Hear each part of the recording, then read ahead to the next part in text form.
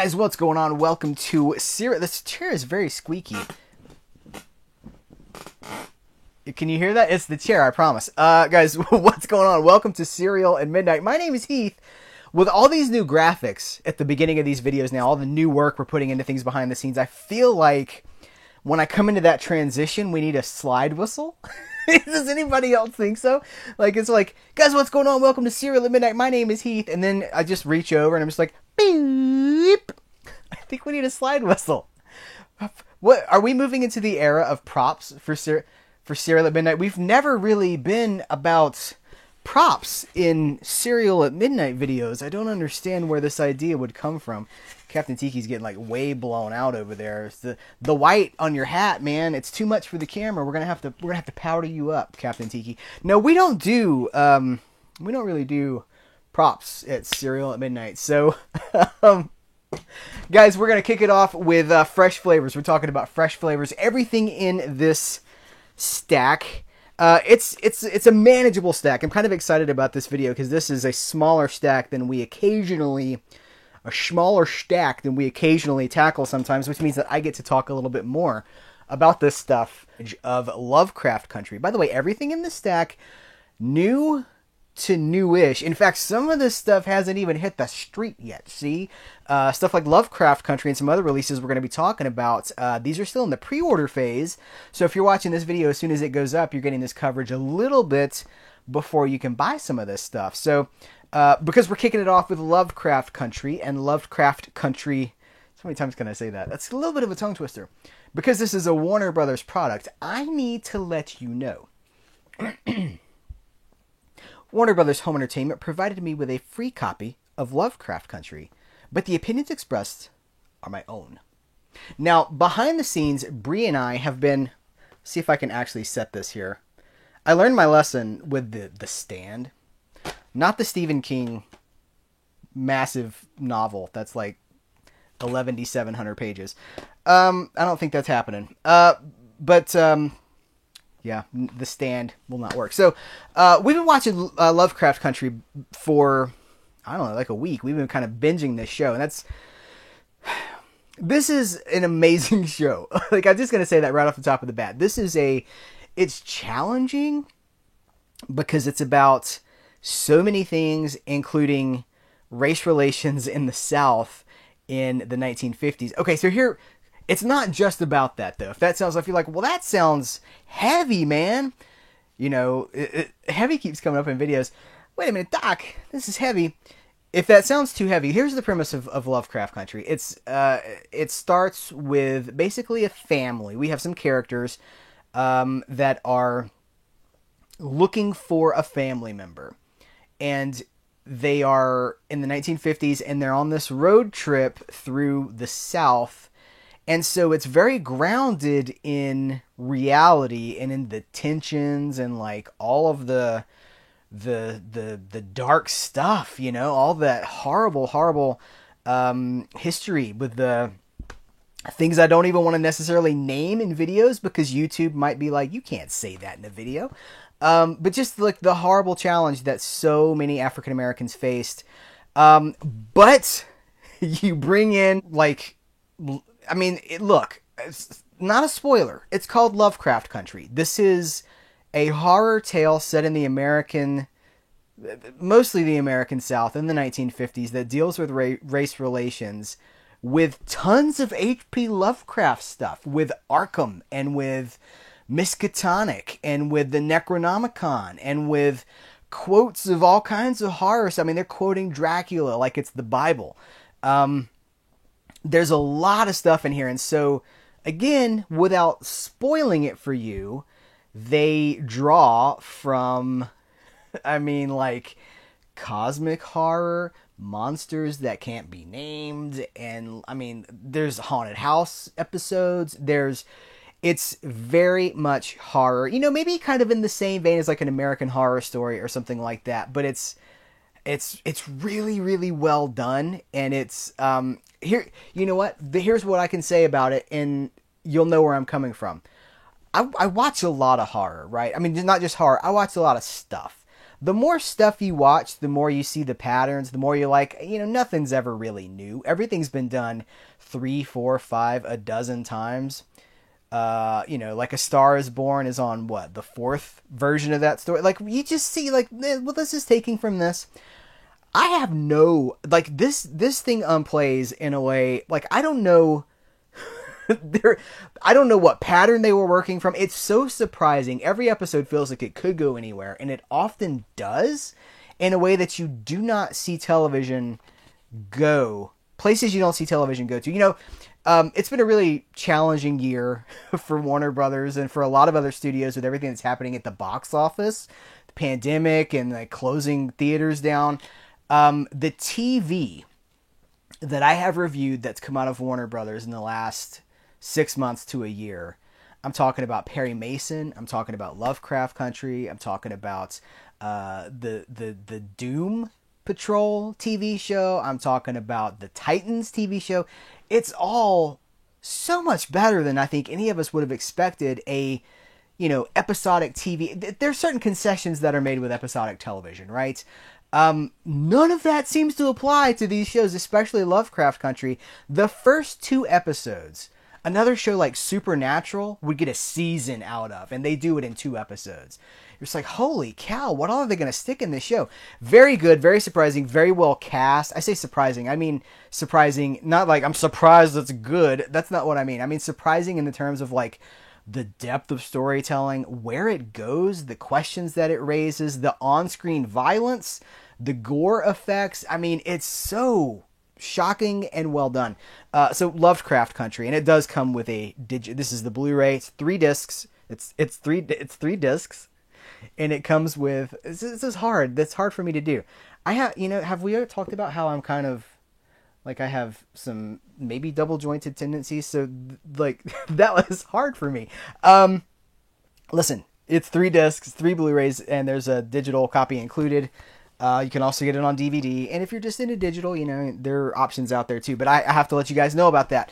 Now, we are moving into Mill Creek Entertainment. So I asked to review a couple of new Mill Creek Entertainment releases, including The Net and The Net 2.0 double feature and The Cowboy Way. Now, I did not previously have The Net 2.0. But I do have, this is a weird accent, I do have the Net 2.0. No, I don't have the Net 2.0. This is like slipping into Harry Carey. Hey, I've got the Net, and I've got the Cowboy Way, because I love Kiefer Sutherland. It's less Harry Carey and more just Will Ferrell doing Harry Carey. I have the DVDs for the Cowboy Way and the Net. And so I'm super excited to upgrade to Blu-ray, because Blu-ray is better than DVD. Like, there's not a lot of question about that. Blu-ray is cool, and I love what Mill Creek is doing with these deeper. Mill Creek, they do a lot of cool stuff for fans of cinema. That's how I have to say it. Cinema of the Studio Vault variety. They do a lot of cool things. They're nailing it with Ultraman and all the Andy Sedaris stuff that came out recently, but they are also a friend to the studio movie fan, like the Vault. Really, we're talking about vaulted titles from, in this particular case, these are Sony, right? Yeah, these come from the Sony vaults. So, look, here's the deal. And I debated even talking about this. I really like The Net. It's a movie that has, in some ways it's really dated, because it's what is this, 96? I'm looking for years for the Net. It's 95. So it's a movie about the internet that is taking place in 1995. What was the internet in 1995? Well, I was there, and it was like,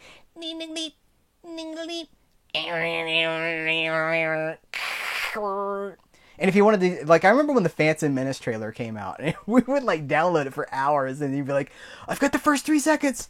The internet's come a long, long way, and yes, I am old enough to have lived a life for a long time. Old. I was going to say I'm old enough to know, I'm old. I'm 75 years old.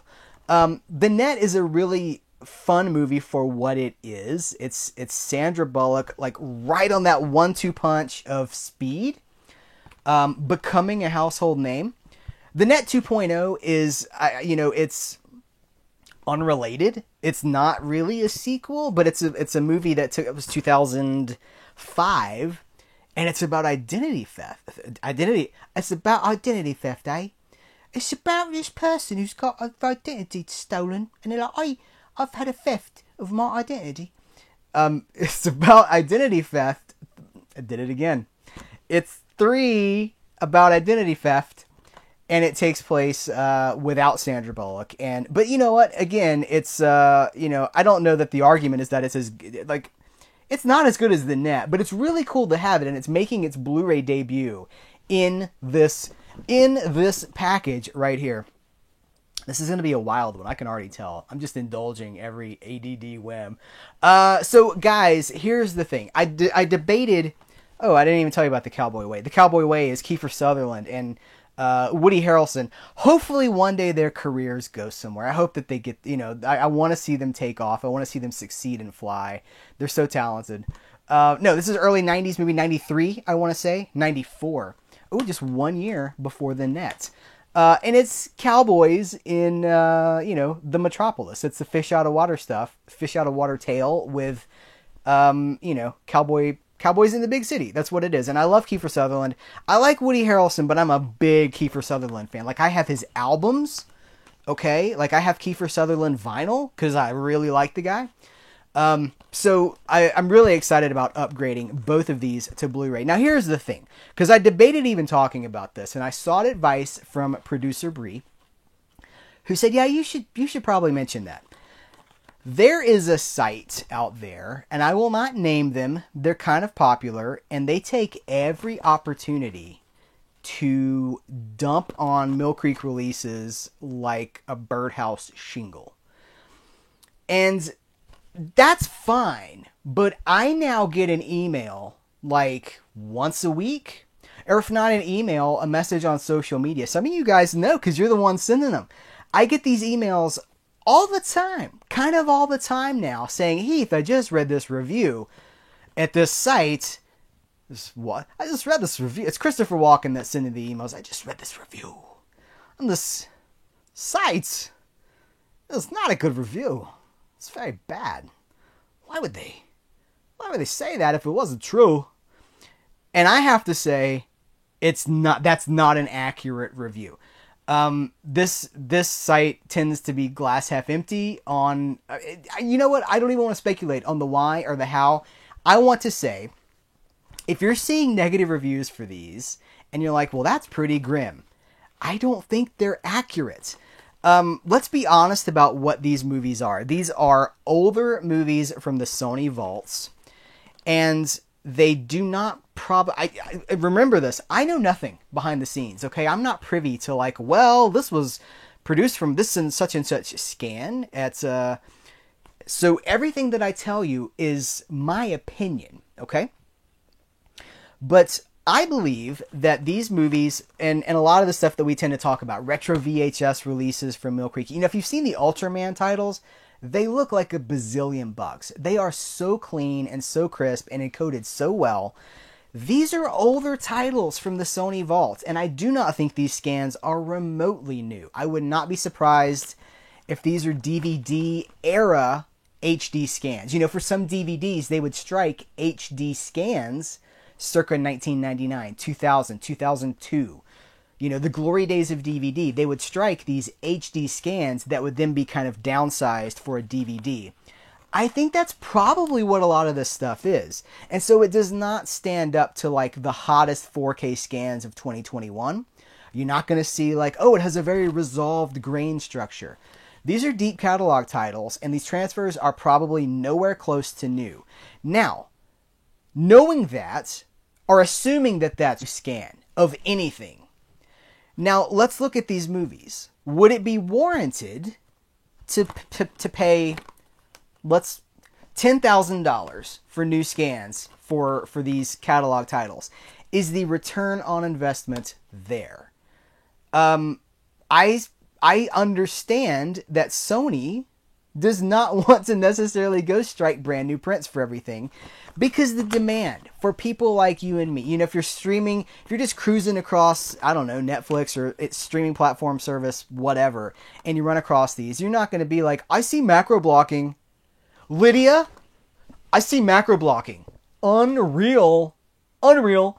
You're not going to do that. You're going to be like, I'm watching it on streaming. These are all the transfers. I've gone too long in this. Do I edit this out? That's the conversation to have. These are older transfers. They're never going to look new. They're never going to look great. But you know what? They're serviceable for what these movies are in the first place. These are better than DVD. Do not let anybody tell you it looks like a DVD. I have the DVDs. It does not look like a DVD. It's a big step up from the DVD. Doesn't look like a brand new 2021 4K scan, but that's okay. It's the cowboy way and the net. I'm just happy that I can own it. You know, we're living in an era where more and more stuff, you guys have seen the video, more and more stuff is disappearing. And it's going to streaming, or it's just being kind of taken off the table altogether. We are fortunate that we are able to add these movies to our collection in the highest quality presentation. This is what's in the vaults, right? This is what's in the Sony vaults. Same for the Universal vaults and the 20th Century Fox vaults and the Disney vaults. You know, a lot of the stuff probably not going to get a new scan. If it does, that's awesome. Either way, we should support this stuff. So that's the official stance on that. Anytime you see one of those reviews that is basically, my metaphor is it's like taking a blowtorch to a birthday cake. It's like, here's this thing, and it's cool, and it's fun, and it may have a few imperfections, and then some reviewers like just lighting the thing on fire and burning it down.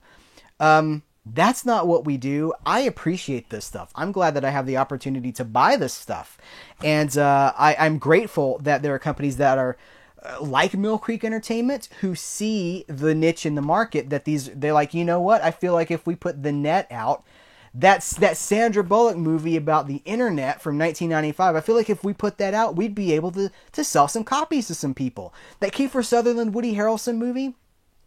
Yeah, you know that movie with the Young Gun guy and Woody from Cheers? They did a cowboy movie. We could probably get some people interested. We can sell that to people. There's a market for that. That's a risk that I'm glad that they're taking, because I want to buy these movies. We gotta have healthy perspective about this stuff, right? We gotta put it in its proper place. Okay, so thanks to Mill Creek. I really appreciate what they are bringing to the table with these. I love the catalog release. That's kind of what the channel is founded on, is appreciating the classics and the deeper stuff. So, all right, we move on. 3. So let's talk about. We're gonna talk about Umbrella Entertainment. I've got 4. 1, 2, 3. 4, I had to verify. I've got 4 new releases from Umbrella Entertainment. They all play fine on my Region 1. The Blu-ray plays on my Region A player. This is where it gets tricky, right? Because Blu-rays are Region A, B, C, and DVDs are Regions 1, 2, 3, and 4. The Blu-ray plays on my Region A player, not Region Hacked. And the DVDs play on my Region 1 player and on the Region A Blu-ray player. Now it's just throwing out numbers. A, B, 1, 2, 4, 5. Guys, The Adventures of Barry McKenzie. Now, I have wanted to see this movie. Oh, look. I have wanted to see. This is a perfect opportunity to lean over to the shelf and talk about other Umbrella Entertainment releases. We're talking specifically about, these are the documentaries. We've got Not Quite Hollywood, which is the Osploitation documentary. Oh, I'm missing one. Here's the Brian Trenchard Smith double feature. There we go. Electric Boogaloo and Machete Maidens Unleashed, which is Machete Maidens Unleashed is the Filipino exploitation documentary. Electric Boogaloo is, of course, the Canon Films documentary. All 3 of these discs come out of Australia. Ooh, I kind of did the accent. I gotta be careful about that. But what we're specifically talking about is Not Quite Hollywood, which is the documentary about exploitation, Australian exploitation movies. And they talk about the adventures of Barry McKenzie in that. And being an American, I was not familiar. I'd heard of Barry McKenzie, but I'd never seen it, and I'd never seen clips or anything like that. So they go in depth on that. Lo and behold, Umbrella Entertainment. This is Osploitation Classics. Let me hold it up like this. This is Osploitation Classics release number 1. And it is stacked to the rafters, man. This is obviously it's an Australian movie. It's Dame Edna, right? Who I think a lot of you guys may know as the character from Barry Humphries, right? Barry Humphries and Barry Crocker. So a couple of Bazzes go make this movie. It's early 1972. It's an exploitation movie. It's an Ozploitation movie. It's super blue, if you know what that means. It's very naughty. It's very unconventional. I don't know what the ratings situation is in Australia or how this was rated at the time. I can tell you right now, it's recommended for mature audiences, and it's a mature movie. By conventional standards, we're living in the era of Game of Thrones. This is not that big of a deal, but it's interesting as a piece of historical Australian. I mean, it's one of those movies that kind of founded the Australian cinema scene, right? Which is that's the documentary does a really great job of explaining that. I'm hoping that there are other entries in this coming, like maybe Alvin Purple. Is that the name of the character? And you know what? That leads me into some extras. We're talking about how stacked this thing is. By the way, alternate art, and I'm gonna hold this up really quick. And if you want to freeze frame, that's your prerogative. I can't tell you what to do. And I can't tell you what not to do. And I'm also going to hold up the back of the box so you can freeze frame on this if you'd like to. There's a bit of hair on the top there. I almost want to do the Australian accent, but I know the people from Australia are going to be watching this, and I really don't want to offend anybody. Crikey. Anyway, so Balder's special features. Oh, I did it. I feel so guilty about it. Watch the film. Even the way it's written kind of encourages you to try the accent. So listen, no harm intended. I'm just trying to honor the spirit of the movie, so you can watch the film with an intro by Dame Edna Everage. All right. The Adventures of Bazza in Chunderland is a feature-length documentary. You guys, it's over 2 hours long. The making of is over 2 hours long. Barry McKenzie Ogre or Ocker television special. That was like 45 or 50 minutes. A conversation with Barry Humphries featurette. I think that was like 45 minutes. This thing had like 5 hours of special features on it. Not Quite Hollywood, which we just talked about. It has Not Quite Hollywood extended interviews.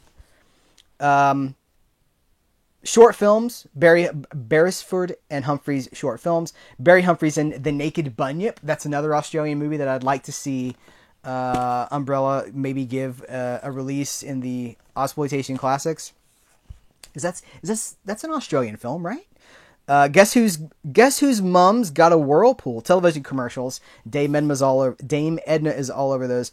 Aussie trailer collection, stills and poster gallery, and original theatrical trailer. Bottom line is, it's loaded, and I just realized there's like a scratched out profanity on the cover, and I'm just like, take a picture of it, guys. It's really cool to have, and I'm really excited to see.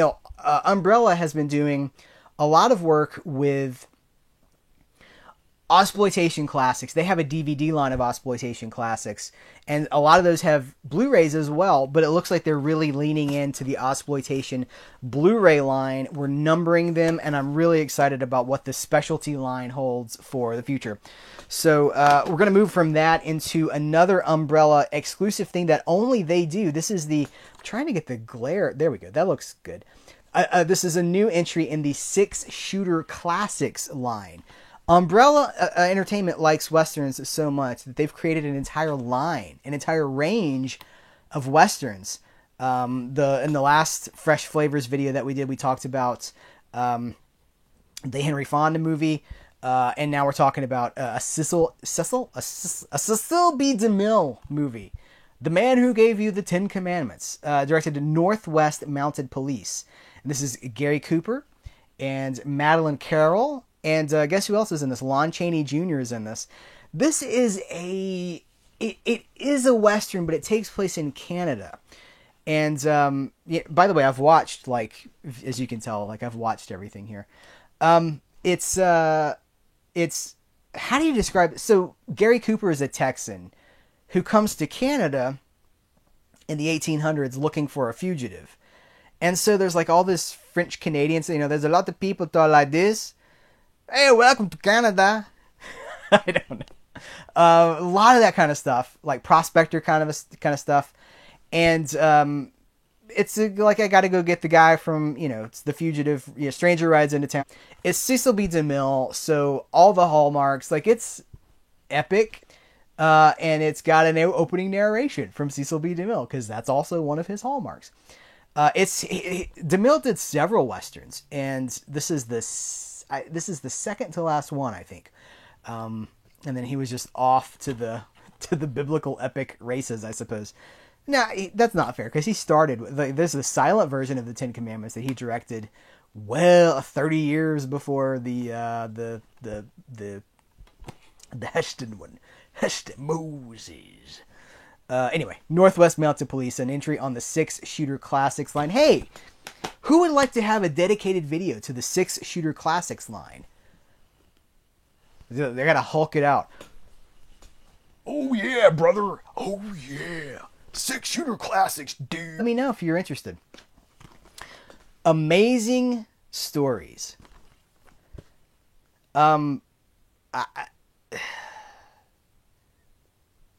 Love.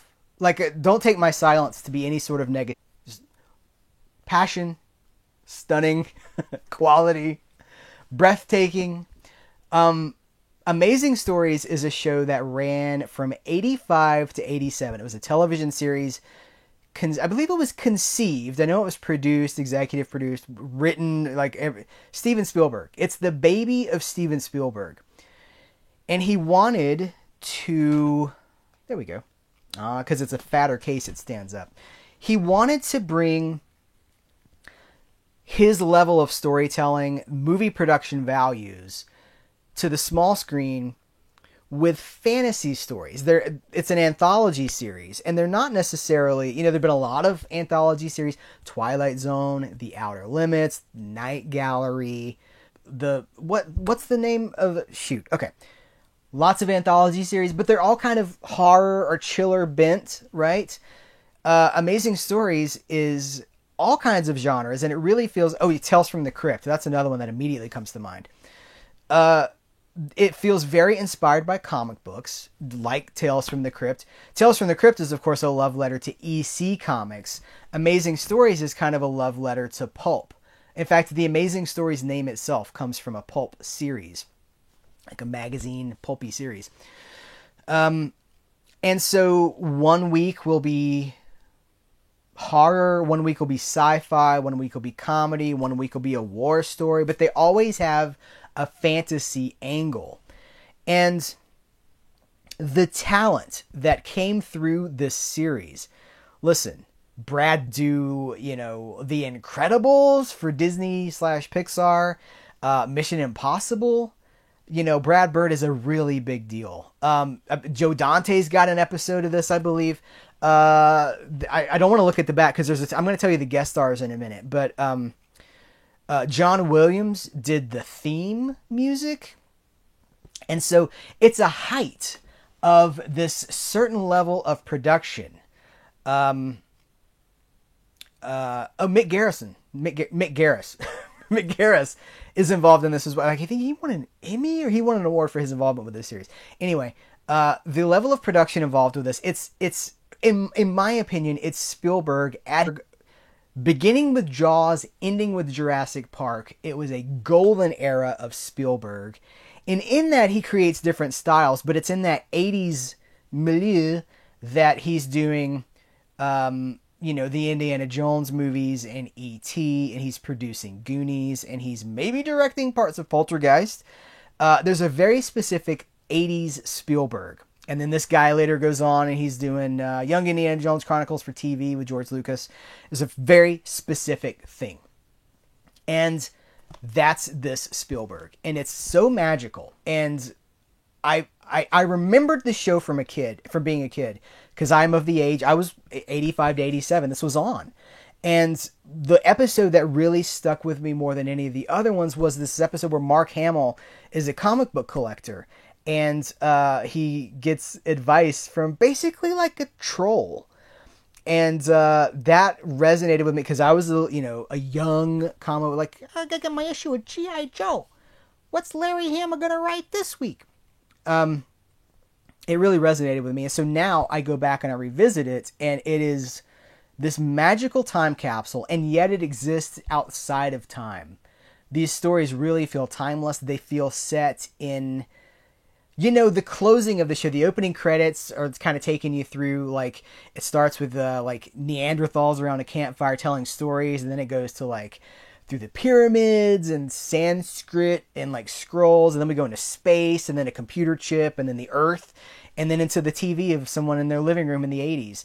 And it's just showing that, like, I got goosebumps. This show is so good. The magic of storytelling and the fantasy elements, and it's so moving and wonderful. And I intended to just kind of watch a few so I could come talk to you guys about it for this video and be like, yeah, look, it really holds up. I watched like 8, I think, the first day I got this. I watched the entire first disc. I moved on to the second disc.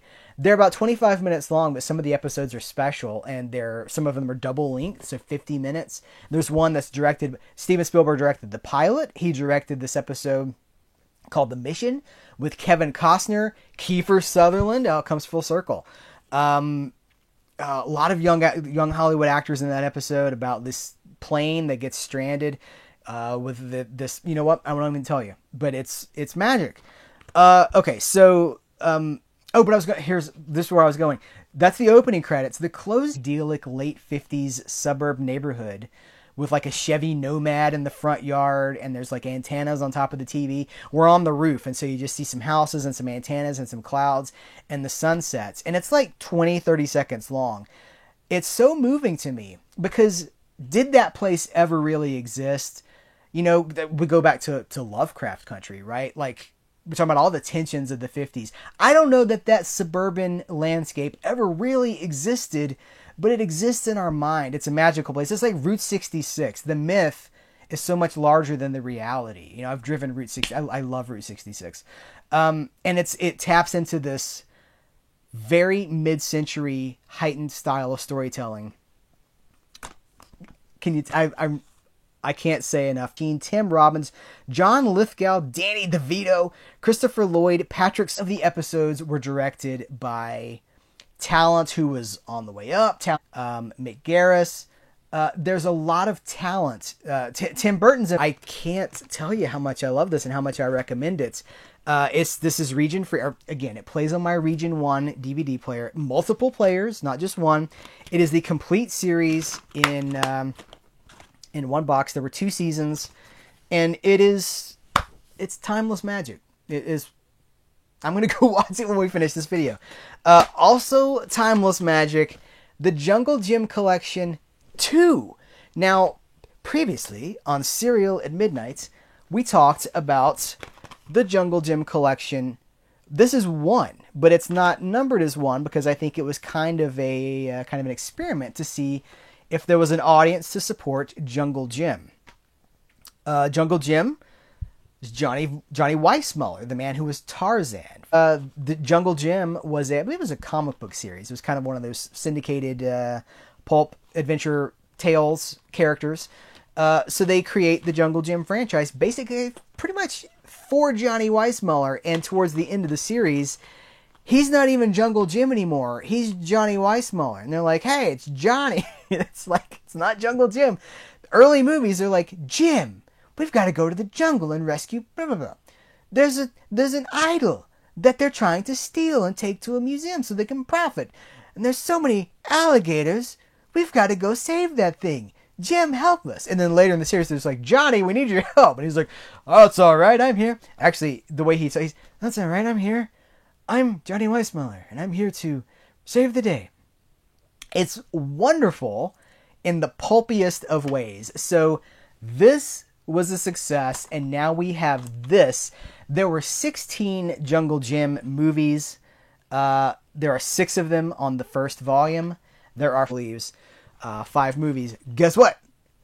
Volume 3 is copy headed my way from Australia, and I am so excited to have the complete Jungle Gym. And this is, I've told you guys before, I'm just waiting. I want to wait till I have the whole series here so that I can talk to you guys about it. There will be a Jungle Gym Serials at Midnight dedicated episode. These are movies. These are not serials. These are movies. The course of a few years. They run about an hour and 10 minutes a piece. I think we can squeeze it into our Serials at Midnight format. But if you do pick these up, and by the way, do pick these up because you vote with your wallets if you want pulpy stuff like this. Listen, Umbrella Entertainment, they're the only people who have released these movies, at least this many of them, in DVD sets in the whole world. So support it if you can. But they're out of order a little bit because I think with this they were trying to give a sampling. So we have the first movie from the franchise, we have the last movie from the franchise, then kind of a smattering of what's in the middle. This really picks up where the first movie in this leaves off, and you can tell they're basically going chronologically. But when you've got all three of them, you're going to be able to go back and forth and watch all of these movies chronologically from 1948 to 1955. By the way, this is it's a 3-disc set. It's a handsome set.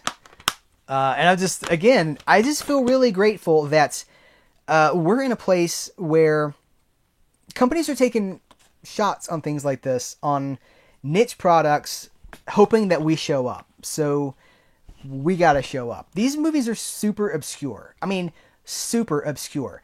They're not even like, I've tried to find these over the years, and sometimes you can find things on like YouTube in terrible quality. And sometimes you can't find anything because they don't exist.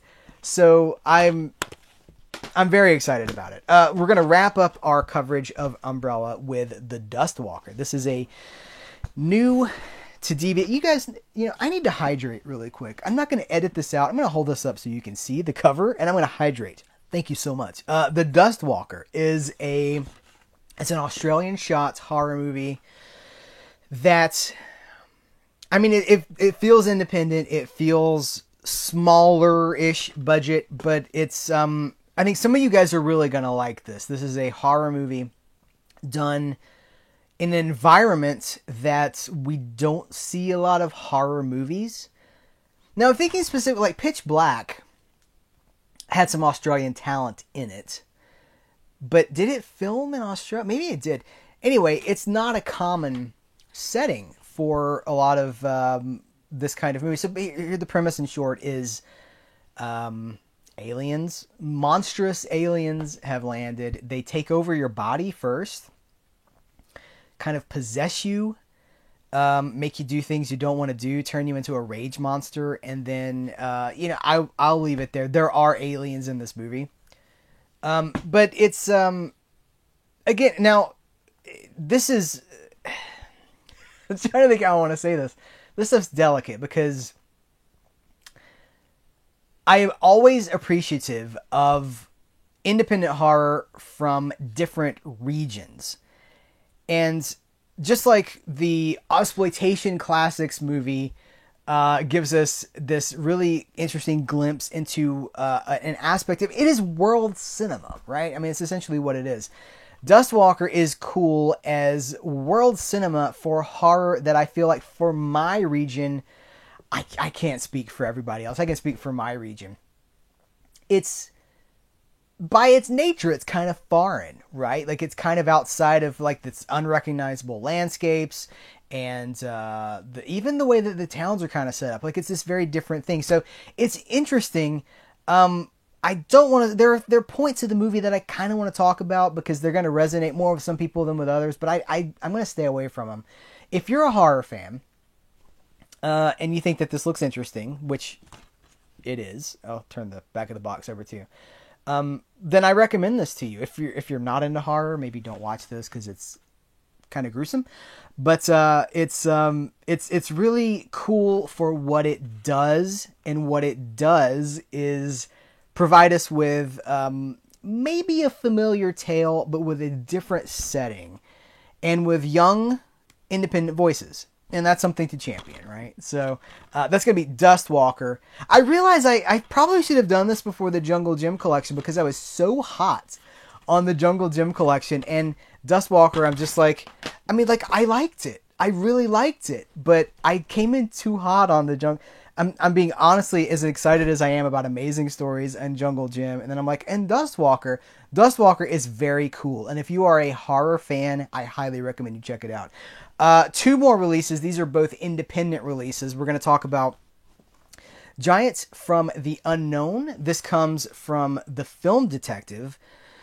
Now, I have written a full review for this. I liked it so much, I wanted to get, because we talk a lot. Like, I've talked, what are we running up on, like 45 minutes or something on just a handful of movies, but there's more than I can say in a written, like if I write a review, I can say it more eloquently, use fancy $5 words than I can say in a video review. But I liked it so much, I wanted to write a review and talk to you guys about this in a video because I really appreciate what this movie brings to the table. It's an independent movie. The Film Detective takes movies that usually are not affiliated with a studio, and they restore them. And for a long time, I've got a lot of their DVDs. A lot of the DVDs, like, it's manufactured on demand. But they've moved into this whole new level where they're doing pressed discs, like limited runs of things. I mean, just look how sharp this is. There's a glare. Let me try to... Yeah, that looks better. They bring so much quality to this. So this is a pressed Blu-ray. And it's got a fact-filled book. And it's so well done. And it's an uncommon level of detail and restoration. This is I believe it's a 4K scan. Let me double check my facts here. I believe this comes from newly resurrected from the original 4K transfer from the original camera negative, and it looks so good. I'm familiar with the movie, like VHS looking stuff. Really, is what it is. And I never would, if you've been like, hey man, in 2021, you're gonna be able to buy an independent B horror movie from the 50s, and it's gonna look like it was like you're watching it brand new, struck on film in 1950, in the 50s. And I'm so impressed with it. It's so good. And the story's less important, right? Like, I don't watch these movies for the story. They're fun, but these monster movies can tend to be interchangeable. I watch movies like this for, let me see if I can do this. I don't, you know what? Hey, I watch movies like this because of who's in them, who directed. The process kind of becomes the joy for me at a certain point, but there's so much to love about this movie. Basically, there's a conquistador that has been dormant for hundreds of years because of the soil and the earth in this area. They shot this 100 miles. They shot it in the Big Bear area, which is about 100 miles outside of Los Angeles, going east, San Bernardino area, out towards the Cabezon dinosaurs. I don't know. There's like a rich forest atmosphere, and this conquistador has been preserved. And he is gigantic, and he is killing people. And so they get a lot of mileage out of that concept, which is fairly simple. But the movie is really fun, and it's got like theremin in it, like, roar. That's not a theremin at all. I don't know that I can do a theremin that's okay. Hope I didn't blow the microphone out. They get a lot of mileage out of this stuff, and I just love these movies. It's technically what we'd call like a backyard B movie, but when we talk about like modern shot on video backyard movies, this is a whole other thing, because we're talking about film. We're talking about like locations, and it's elevated just on the nature of what it is. I'm thinking about similar movies like Teenagers from Outer Space. I mean, like, these movies are elevated by their locations, the people who are in them, and what they bring to the table. So anyway, this has brand new special features from Daniel Griffith's Ballyhoo Motion Pictures. You guys know I love Daniel Griffith. We've interviewed Daniel Griffith right here on the channel. I'll link to that in the description of this video. It's got an a laugh out loud, funny audio clips of like all these interviews, and he just pops the audio, like, you know what, so and so once told me, well, here it is, and then he just plays you the clip from the interview. It's pretty cool. All new interviews with actor and screenwriter Gary Crutcher and film historian C. Courtney Joyner. There's C. Courtney again. We love talking about Courtney Joyner. He's becoming a regular mainstay here on Serial at Midnight. It's a really cool interview. Audio commentary with co-star Gary Crutcher. Collector's booklet with still gallery and liner notes by Tom Weaver, and the theatrical trailer. This is how you release 50s. It's just so appreciated. It's like, in my review, put them in their historical context.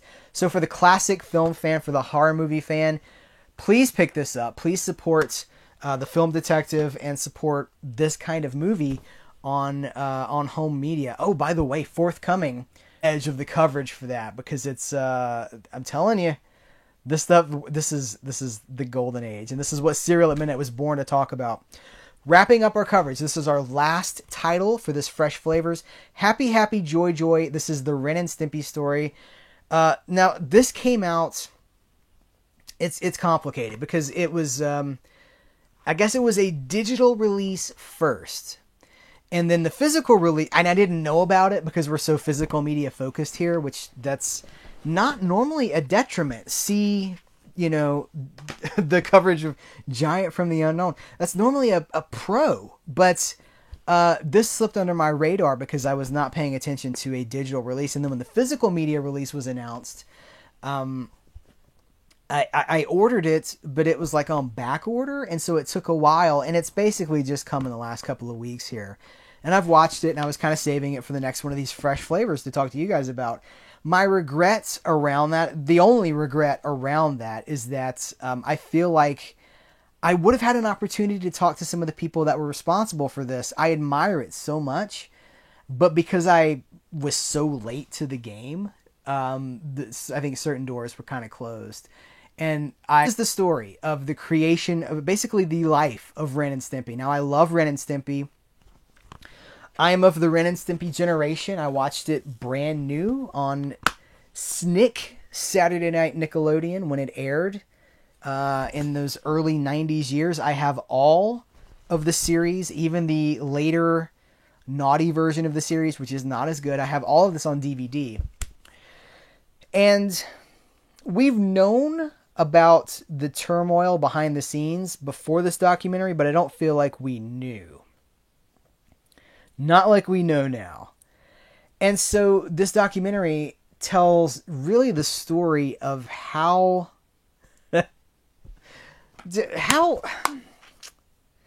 so John K. is the creator of Ren and Stimpy, and he's a very flawed man. We are all very flawed people, right? He's it's been in the headlines lately, the last few years.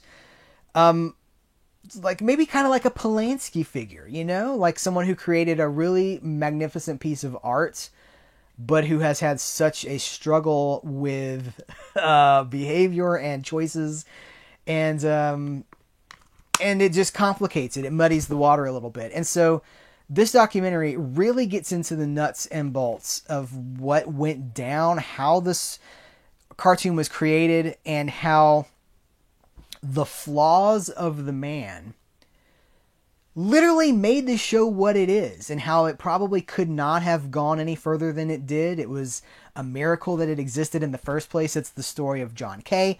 It's the story of brand new Nickelodeon animation. It's the story of Nickelodeon in the early 90s seeking to expand their brand into more mature territory.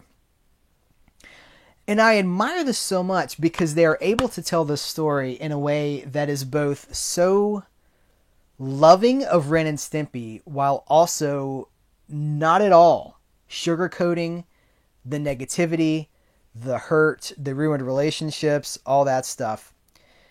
And, you know, as someone who talks about movies like I talk to you guys, I fire up the camera, I'm honest with you guys. I try to be as honest and as open as I can be. I wonder what the temptation is when you're covering something like Ren and Stimpy that so many people love, to tell the whole story versus to tell a version of the story that leaves out the things that might take away from it. You know what I mean? I mean, like, there's so many documentaries, and we're not going to name names, but there's a lot of documentaries that say, hey, how about so-and-so? That was pretty great, right? And the whole purpose of that documentary is to prop up and lean on that nostalgia for how much we like this thing. You see it a lot with horror. You see it a lot with sci-fi. It's very common right now. Like, everything gets a documentary. But is the documentary telling us things we didn't know? And is it showing us both sides of the coin, the good and the bad? Or is it just like adoring this thing? And I was not prepared for how dark this documentary was going to be, while at the same time being very supportive of how wonderful Ren and Stimpy is. Do we tell this story and not ruin this thing that we love? How do we interview questions? It's like, what is the temptation to suppress facts and truth because it might tarnish the thing you're talking about? So much integrity, right? There's a ton of integrity. So I can't recommend this documentary to you enough, but I want you to also know it's loaded because it's a celebration of Ren and Stimpy, but it's also an expose of the blood that went into the frames. And there was a lot of blood. Not necessarily literal blood, but probably some real blood. It's really something. And it's kind of awe-inspiring. It's got a ton of special features on it. Here's a bunch of bonus content that's included on the disc. This is a manufactured on-demand disc. So this is this particular copy is burned. Manufactured stuff like this, right? Because if we want physical copies, if we want ownership, this clearly has a tangible value, right? And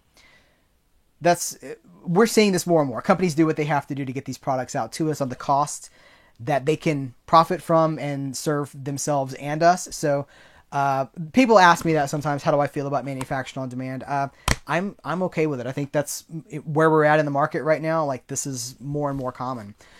And these companies need our support. If we want to own it, a widespread pressed disc is not always an option. But once again, the onus is on us. So I recommend this stuff, guys. Everything we've talked about, a lot of cool, fresh flavors in this one. I have nothing but praise really for any of it. And that side rant that we took about Mill Creek Entertainment, I think that needed to be said. And if I didn't cut it out, I've got to cut that line out too. But guys, this was way longer than I intended it to be, but we really had a chance to get in there and celebrate deeper discussion. It's so important that we have these deep conversations and we don't just go like, hey, I like Ren and Stimpy. There's a documentary. I bought it. It's got some stuff on it and it's 106 minutes long. We got to have conversations. We got to have deep conversations, really delve into this stuff, why it resonates with us. It's the art. It's not the disc. It's what's on it. So let's continue to have these conversations, elevate the conversation, continue the conversation in the comments below, and most importantly, support the people that are taking a shot by giving us this stuff in the first place. Reward them. Speak with your dollars. Vote with your dollars. We send the messages that we want to be heard with every dollar we spend and every dollar we don't spend. So I think that's a good place to leave it, guys. Thank you so much. I appreciate you so very much. I appreciate that you made it to the end of if you made it to the end of the video, you're a rock star. Again, if I had the slide whistle, boop, we did it together. High five! Guys, take care. And until next time, I will catch you later.